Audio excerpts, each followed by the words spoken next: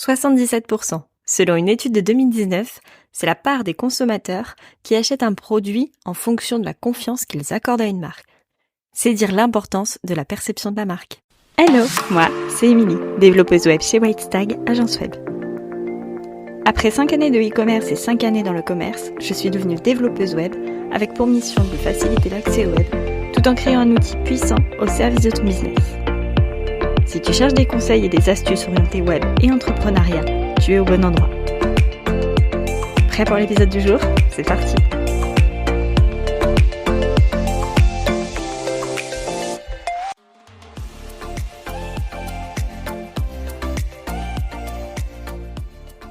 Hello, on se retrouve aujourd'hui pour un épisode dans lequel on va parler identité de marque.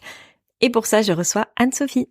Coucou Anne-Sophie, est-ce que tu peux nous dire qui tu es, ce que tu fais, auprès de qui t'interviens et comment ? Coucou, merci de m'inviter sur ton podcast. C'est trop chouette de pouvoir échanger avec toi sur le sujet. Alors, je suis Anne-Sophie, je suis directrice artistique et designer graphique à Bordeaux. J'accompagne les marques et les entrepreneurs à développer leur communication visuelle et leur image de marque grâce à des supports créatifs, donc tels que l'identité visuelle, des projets imprimés, des projets digitaux, etc. Mon cœur de métier va se déployer essentiellement sur l'aspect visuel, mais avec des méthodologies stratégiques. Donc tout ce qui va être analyse de marque, étude de marché, savoir la cible, à qui on s'adresse, etc. J'ai un parcours de formation plutôt complémentaire, c'est-à-dire que j'ai travaillé tant dans la stratégie de communication et le marketing que la direction artistique. Donc voilà, j'ai un peu une double casquette qui me permet de répondre en globalité aux projets de mes clients. Ok, donc du coup, on a compris, on va aujourd'hui parler d'identité de marque. On va voir avec Anne-Sophie ce qu'est une identité de marque. Et justement, Anne-Sophie, tu vas pouvoir nous expliquer, c'est quoi une identité de marque ? Oui. Alors, une identité de marque, c'est pour moi, à mon sens, c'est un écosystème. C'est vraiment un ensemble de supports et outils, donc visuels, rédactionnels, sonores, qui vont venir en fait interagir ensemble pour transmettre un message, transmettre une personnalité, une audience, etc. C'est un peu finalement ce qui relie une marque à son client, parce que le client, il va soit pouvoir se connecter totalement à l'univers, ou bien au contraire, n'est pas du tout aligné. Et c'est drôle parce qu'on peut parfois comparer, et même parfois tout le temps, comparer l'identité de marque à l'identité d'une personne. C'est-à-dire qu'on a tous une apparence physique, on a tous une tonalité de voix, un style vestimentaire, une manière de penser, certaines postures. Donc voilà, il y a vraiment ce principe d'identité en fait ressort beaucoup. Et en fait, ce qui est intéressant, c'est que l'identité va provoquer une réaction, qu'elle soit positive ou négative. Et l'idée, c'est de venir voilà travailler son identité de telle sorte à provoquer la bonne réaction ou en tout cas le comportement qui est recherché. Alors pour visualiser l'identité de marque, j'aime bien prendre un exemple botanique que j'avais d'ailleurs déjà utilisé sur un de mes posts Instagram. Votre projet, l'idée que vous avez, c'est comme une graine que vous plantez et puis vous allez l'arroser et finalement il va y avoir des racines et ces racines-là, ça va être finalement les fondations de votre projet, tout ce qui va être le positionnement de votre projet, vos valeurs, votre promesse de marque, etc. Et puis plus vos fondations seront ancrées, ces racines, plus vous allez pouvoir finalement faire pousser cette plante. Et cette plante aura donc des pétales qui ont une couleur particulière, une taille particulière, une texture, etc. Et donc cette image-là, ça va être finalement votre identité visuelle. Ce qui est intéressant, c'est que tout ce combo-là, en fait, ce trio, graines, fondation, racines, pétales, etc.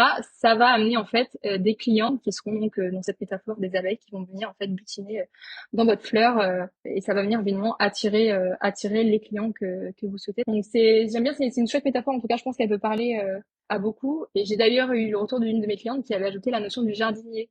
Et je trouvais ça super chouette parce qu'en fait, c'est le jardinier aussi qui prend soin de cette fleur, qui l'arrose, qui prend soin de son écosystème. Donc C'est super cette petite métaphore. On voit que du coup on fait grandir une petite fleur, voire plusieurs petites fleurs, et que ouais, du coup ça amène au final à notre objectif qui est d'avoir des clients. Hein. On fait pas du bénévolat forcément. ouais, c'est ça. Et du coup, comment toi t'interviens en tant que jardinière à ce niveau-là ? Alors, en tant que jardinière et directrice artistique et designer graphique, je vais surtout mettre voilà mon savoir-faire, mon expertise de conseil et de conception au service des besoins et problématiques de ma cible, de mes clients, pour créer ou revaloriser une identité pour qu'elle soit à la hauteur des produits ou des services qui sont proposés. Du coup, c'est vraiment avec ce travail graphique-là que je vais venir soit renforcer ou contrebalancer un message, trouver un certain équilibre, une juste mesure entre le fond et la forme. C'est vraiment créer une cohérence entre l'image voulue par la marque et l'image perçue par ses clients. Et puis ce que j'adore avec mon activité, c'est vraiment de pouvoir jouer avec les formes, avec les matières, avec les couleurs pour transmettre une certaine image.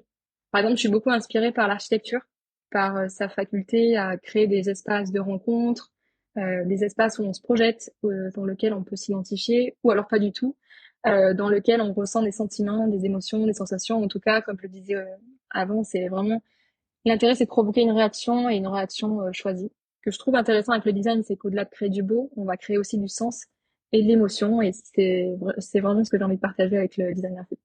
C'est vraiment un travail très complet parce que du coup, on intervient sur les émotions, on intervient sur le visuel, on intervient sur vraiment plein de choses. Et au départ, quand on débute, au final, l'identité de marque est vraiment ce qui fait notre identité et notre image, c'est tout ça en fait, c'est tout, toutes ces couleurs, toutes ces formes, toutes ces matières, etc. Ça m'amène moi à une question. On parle d'image de marque et d'identité de marque. Est-ce qu'il y a un lien entre les deux ou pas du tout? Ouais, complètement. En fait, l'identité de marque, voilà, ça va vraiment être tous ces éléments-là, c'est qui vont graviter en fait autour de votre marque, qui vont faire votre identité. Et l'image de marque, en fait, ça va être la façon dont vous allez être perçu en fait par une audience, par des clients, par tous les gens qui vous entourent. Il faut faire parfois attention parce que on peut avoir justement une image de marque, une certaine image de marque qui peut être différente en fait de l'image que l'on a de sa marque à nous. Il y a vraiment cette dualité en fait qui rentre en jeu, et c'est pour ça que quand je fais des créations d'identité ou des refontes, j'invite souvent mes clients à penser à l'image de marque qu'ils souhaitent véhiculer. Je vais leur poser des questions comme comment voulez-vous être perçu par votre audience? Quels sont les mots qu'ils vont utiliser pour vous décrire? Quelles sont les émotions, les sentiments qu'ils vont ressentir en découvrant votre marque? Et en fait, c'est quel effet je vais avoir sur mes clients. L'image de marque, ça va vraiment venir aider le client à choisir. C'est d'ailleurs l'un des critères décisifs d'achat, car elle va vraiment en fait donner confiance en la marque, en ses produits ou non. Si je peux prendre un exemple, si on tombe par exemple sur un site qui est pas clair, qui est pas esthétique, qui est pas fluide dans l'ergonomie, etc., on va peut-être moins avoir confiance aux produits qui sont proposés, même si ils peuvent être de très haute qualité, etc. Surtout dans une société où aujourd'hui tout va très vite, on a besoin de rapidité, voilà, c'est faire vraiment des choix conscients. Alors du coup, maintenant qu'on a compris à quoi servait l'image de marque et l'identité de marque, quand est-ce que ça peut être pertinent du coup de faire intervenir un designer de marque ou de te faire intervenir toi justement? Pour créer ou recréer une identité de marque, en fait, il y a plusieurs cas, et je parle souvent de double enjeu de l'identité de marque. C'est-à-dire que d'un côté, le travail d'identité va apporter des résultats au niveau business, au niveau entreprise, c'est-à-dire attirer ses clients, se démarquer, etc. Et aussi au niveau personnel finalement. Si on veut avoir plus de plaisir à communiquer, plus de clarté, avoir confiance, etc. C'est d'autant plus le cas chez les solopreneurs ou les indépendants qui sont vraiment au cœur de leur entreprise. Ouais, il y a vraiment plusieurs cas particuliers, et c'est vrai qu'avant de démarrer un travail d'identité, je trouve qu'il est important d'identifier finalement les causes de ce besoin de changement. Donc il peut y avoir un premier cas, c'est-à-dire que est-ce que vous avez par exemple l'impression que votre business stagne? Est-ce que vous réalisez une baisse d'activité ou un souffle court? Est-ce que vous souhaitez réactualiser votre projet ou changer de positionnement? Est-ce qu'aujourd'hui, vous pensez que votre image de marque est attirante et attractive? Voilà, c'est vraiment l'idée, c'est de venir questionner les causes de cette problématique et d'analyser le marché dans lequel on évolue, et aussi à la manière dont vous voulez vous positionner pour répondre à ce besoin de rebond. C'est ce premier cas-là, un cas plutôt, je dirais, axé entreprise, qui va permettre d'avoir des résultats de type voilà, de différenciation par rapport à la concurrence, augmenter les opportunités de vente aussi. Et puis, il y a aussi un second cas, donc le deuxième enjeu, il peut se situer dans notre rapport personnel avec notre entreprise. Donc, on peut se poser des questions du type, est-ce que je me sens toujours alignée avec mon identité? Est-ce que je ressens un manque de motivation ou de plaisir à communiquer? Est-ce que ce que je fais, ça a du sens aussi? Ai-je besoin de réactualiser mes envies? Voilà, c'est plein de questions qui vont permettre aussi de se repositionner par rapport à son entreprise actuelle. Non, je voulais aussi mentionner une petite phrase que j'ai lue dans un livre récemment. C'était communiquer, c'est donner de l'attention pour attirer de l'attention. Je trouvais ça très chouette parce que c'est vrai que Il y a une notion où aussi quand on prend le temps de faire les choses avec le cœur, ça se ressent aussi. Quand on essaie voilà de faire les choses en alignement avec soi, ça se ressent d'un point de vue extérieur. Donc voilà, il y a aussi une petite partie de mindset en fait dans l'identité de marque et je trouve ça très intéressant et finalement c'est comme quand on parle de déco d'intérieur, quand on se sent bien et aligné avec son environnement chez soi, ben on se sent plus apte peut-être à être productif, à se sentir bien mentalement, peut-être apaisé aussi. Donc voilà. Ouais, c'est exactement ça, je te rejoins là-dessus. Quand on refait une pièce chez soi, quand on change un peu sa déco, même des fois quand on bouge un meuble, ça apporte un nouveau souffle, Ouais. un point de vue différent aussi. Mm. Et je trouve ça super important. C'est aussi pour ça que des fois les solopreneurs vont travailler à l'extérieur pour avoir justement ce point de vue différent. Et c'est sympa du coup de le faire aussi dans sa communication, de ramener ce côté petit changement dans sa communication avec un regard extérieur, parce qu'on n'a pas forcément la notion de comment on est perçu, de ce qui bloque au final. Donc je trouve ça super intéressant de faire intervenir un professionnel. Et justement, comment, si moi demain je veux engager un designer de marque, comment je fais pour le choisir pour qu'il soit adapté à mon projet? Ouais, très bonne question. Bah, pour répondre à ces cas, en fait, si vous êtes dans les cas précédents ou qui ont des problématiques par rapport à votre identité, vous pouvez faire appel à un designer de marque qui va donc vous accompagner et mettre son savoir-faire au service de votre entreprise. Je sais que choisir son prestataire peut parfois être difficile au vu de la quantité de designers, par exemple, qui sont sur le marché. Mais pour vous aiguiller un peu, bah, je vous conseillerais bien sûr de vous assurer que le portfolio et le style graphique du designer vous parlent, ou en tout cas vous identifiez à, à ce portfolio-là. Mais je trouve ça aussi intéressant, c'est de connaître son approche du métier, sa manière de réfléchir, d'analyser aussi s'il y a des mots, par exemple, prononcés qui résonnent en vous. Voilà, c'est une partie aussi au niveau de l'approche du designer qui, je trouve, est intéressante, puisqu'on peut, encore une fois, se projeter aussi plus facilement, ou alors on peut se dire, ah ben ça me convient pas trop, etc. Donc voilà. Et puis ce qui est intéressant, c'est que ça marche aussi du sens inverse, c'est-à-dire que le designer peut aussi choisir son client, c'est-à-dire choisir avec conscience de travailler avec tel type de client parce que son projet lui parle, parce que le feeling se passe très bien, en tout cas de mon point de vue, ce côté feeling est très important parce que c'est vrai que quand on collabore avec quelqu'un, c'est avant tout une rencontre au début, et puis voir si le projet peut se mener à deux, et puis euh, et puis voilà. Comme quoi, dès le départ, avant de retravailler l'identité de marque pour générer des émotions, il faut déjà que les émotions entre le prestataire et son client, elles soient déjà bonnes en Ouais, fait et positives. c'est ça. Avoir le feeling, c'est bien. C'est un fil conducteur du début à la fin. Ouais. Et justement, toi, comment t'abordes la création ou la refonte? Parce que du coup, on peut soit partir de rien, soit juste refondre son identité de marque. Ouais. Comment toi tu fais? Alors de mon côté, j'ai un processus de travail qui est structuré, c'est-à-dire que je débute toujours un projet par une première phase d'écoute et d'analyse. Je vais vraiment me nourrir des réponses du client pour comprendre la direction du projet, où est-ce qu'on veut aller, c'est de me projeter aussi dans une identité. Et puis je vais compléter ce travail de récolte d'infos avec un approfondissement en fait de certains points avec le client pour venir soit confirmer des choses ou soit en clarifier d'autres, en tenant compte bien sûr de la concurrence, de la cible, pour faire en tout cas les choix les plus conscients et raisonnés possibles. Et puis c'est cette stratégie créative là qui va ensuite me guider en fait dans mes recherches graphiques. Mais je ne me laisse pas trop me brider non plus, c'est-à-dire que je vais garder aussi une place à l'intuition. D'une certaine manière, j'aime bien aussi donner une certaine gratuité visuelle avant de donner du sens. Des fois, c'est parfois bénéfique pour se donner un nouvel élan créatif. Ça peut faire l'objet d'un nouvel épisode de podcast, ce côté l'intuition aussi dans l'entrepreneuriat. Est-ce qu'on la suit ou pas? Voilà, c'est plein d'idées qui poussent. Je t'attends pour cet épisode. Mais voilà, mon objectif, c'est vraiment de garder finalement l'essentiel pour le représenter graphiquement. Et ça fait écho en fait à une volonté de simplification, de respiration, d'aération, pour que le message soit bien véhiculé, bien compris. C'est vrai que dans mon approche, j'adore parler de la simplicité. C'est vrai que j'évoque aussi beaucoup le rapport entre le plein et le vide, qui vient d'un concept taoïste chinois, petit moment culture, et en fait qui invite en fait à se servir du vide, du blanc comme véritable matière. Donc par exemple, si on veut se déplacer dans une maison, on a forcément besoin d'espace vide pour pouvoir se projeter, vivre une expérience. Ou par exemple, un ballon, il ne peut rebondir que s'il y a de l'air dedans. Voilà, c'est des petits exemples, des petits concepts qui sont en fait très intéressants et j'invite les auditeurs à essayer de voilà d'en apprendre plus sur cette approche de simplicité. Je trouve ça en tout cas très chouette. Et en parlant justement de simplicité, je pense qu'on peut prendre un exemple assez concret là-dessus parce qu'il y a maintenant 6 mois, je t'ai demandé de faire une refonte de ma cover de podcast. Est-ce que du coup, tu peux nous expliquer un petit peu ce que tu as fait sur cette fameuse cover que les auditeurs peuvent admirer là en ce moment même?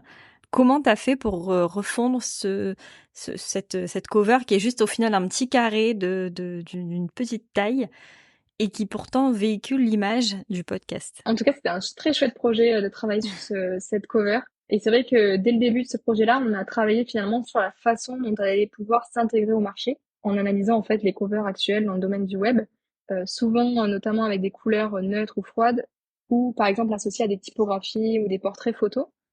Et c'est vrai que travailler un support de com, c'est aussi prendre en compte la manière dont il va résonner avec son environnement.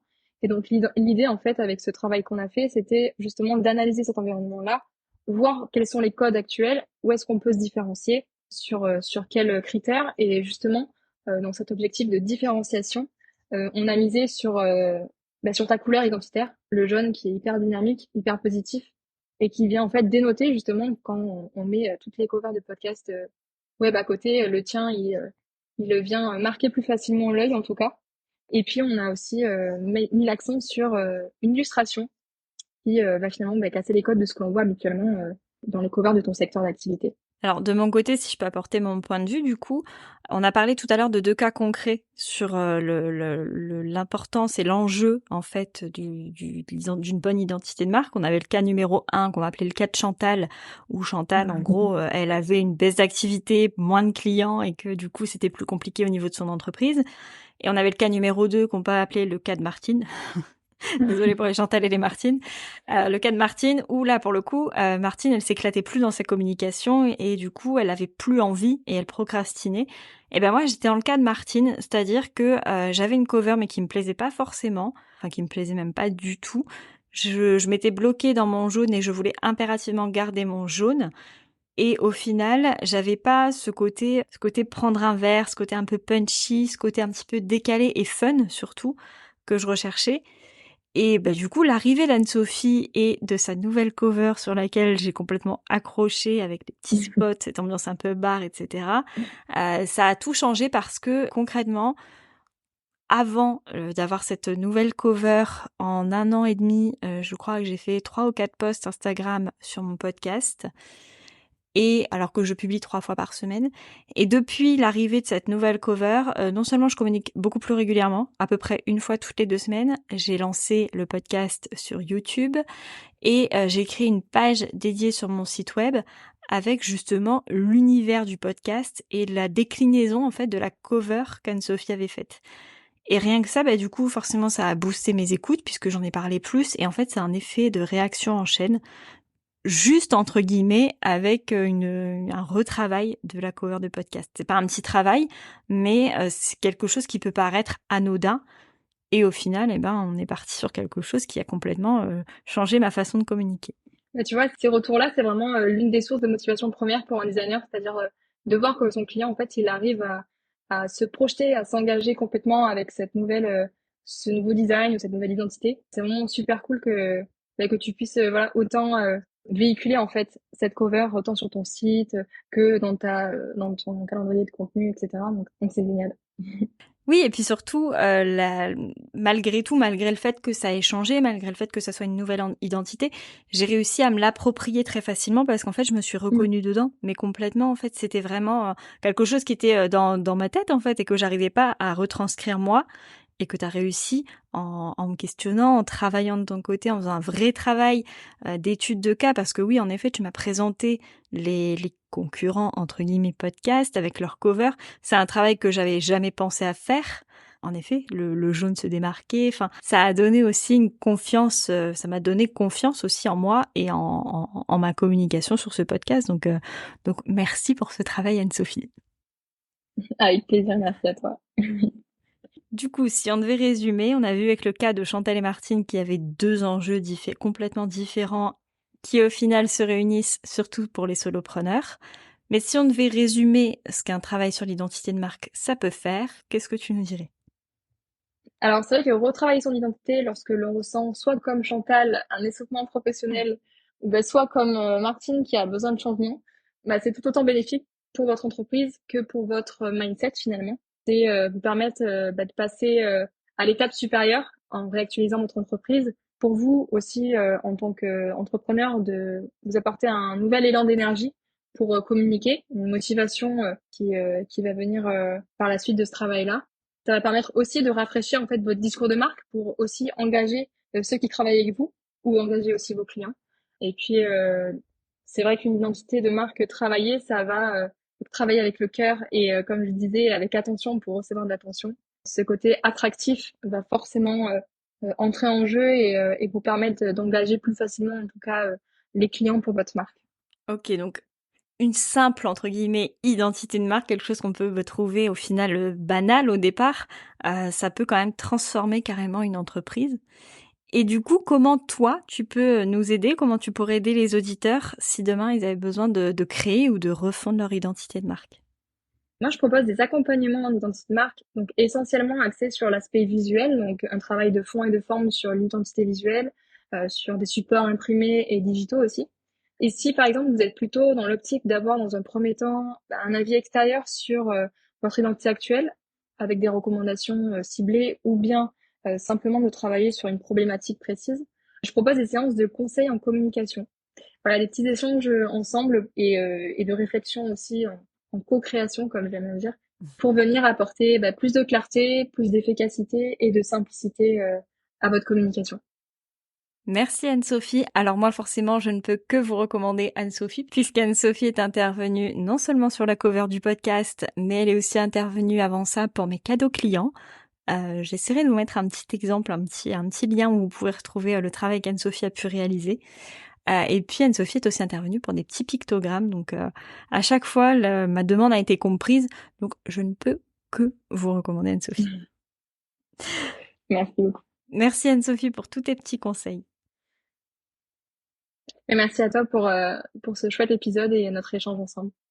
Merci Anne-Sophie pour tous tes conseils. Nous, on se retrouve dans 15 jours pour un nouvel épisode. En attendant, je te souhaite, comme à chaque fois, une très belle soirée, une très belle nuit, un très beau week-end. Bref, peu importe quand tu écoutes cet épisode. Et je te dis à tout bientôt!